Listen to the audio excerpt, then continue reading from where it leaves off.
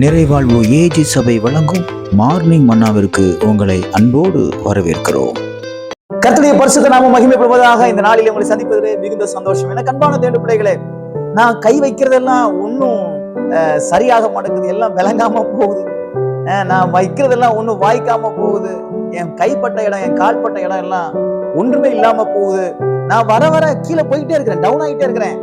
என் சரீர பலவீனத்துல நான் down ஆகுறேன், பலத்துல down ஆகுறேன், என் வசதி வாய்ப்புல நான் டவுன் ஆகுறேன், கீழே போறேன், என் ஐஸ்வர்யத்துல நான் கீழே போறேன், என் அந்தஸ்துல நான் கீழே போறேன் அப்படின்னு சொல்லி பல விதமான கீழான இரக்கமான வாழ்க்கையை நீங்க வாழ்ந்து கொண்டிருக்கலாம்.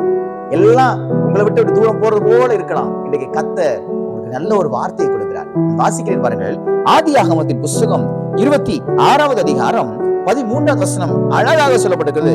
அவன் ஐஸ்வர்யவனாகி வர வர விருத்தி அடைந்து மகா பெரியவனானான்.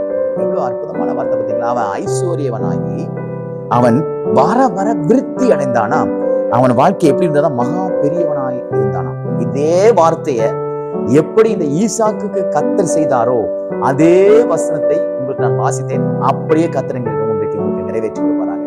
நீங்க வர வர விருத்தி அடைவீங்க. நீங்க வர வர எல்லாவற்றிலும் நீங்க மேல எழும்புவீங்க.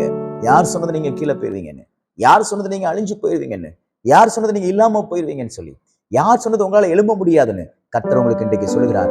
எப்படியோ பாருங்கள், ஈசாக்கு வர வர விருத்தி அடைந்து அவன் ஐஸ்வர்யவனாகி பெரிய ஆள் ஆனானோ அதே போல கர்த்தர் உங்களையும் அப்படி மாற்றுவார்.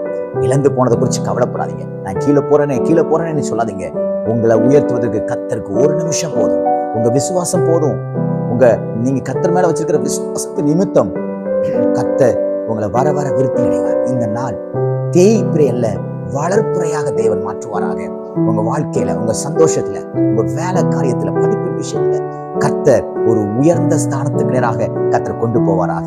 இதுவரையும் இல்லாத ஒரு வளர்ச்சி, இதுவரையிலும் இல்லாத ஒரு சந்தோஷம், இதுவரையிலும் இல்லாத ஒரு பெரிய ஆனந்தத்தை இந்த நாளிலே கர்த்தர் உங்களுக்கு செய்து கர்த்தர் ஐஸ்வர்யனா மாற்றுவார். நீங்க கஷ்டப்பட மாட்டீங்க, நீங்க வேதனைப்பட மாட்டீங்க. ₹1 காசுக்கு நான் இவ்வளவு கஷ்டப்படுறேன், ஒரு ₹100 காசு இல்லாம இவ்வளவு வேதனைப்படுறேன். கர்த்தர் உங்களை ஐஸ்வர்யவனா மாற்றுவார். நீங்க நிச்சயமாய் ஆசீர்வாதமாக இருப்பீர்கள். ஏனால் நீங்க கர்த்தரை ஆராதிக்கிறீங்க பாருங்க, நீங்க கர்த்தரை பிடிச்சிருக்கீங்க பாருங்க. அவரை விசுவாசித்து அவரை நோக்கி பார்த்தவங்கள் ஒரு நாள் வெட்க முடியாது. ஆகையால் யாக்கோபு வெறும் கையா போறான், ஆனா கர்த்தர் பாருங்க அவனை வெறும் கையாவே விடல.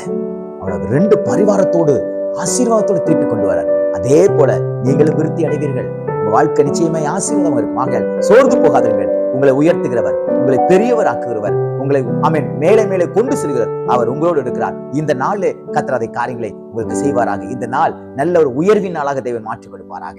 God bless you.